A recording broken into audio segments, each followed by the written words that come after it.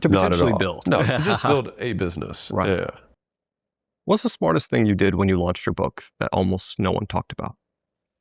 We added 70,000 users to school in a weekend. How? See, no one talked about it. Pretty show.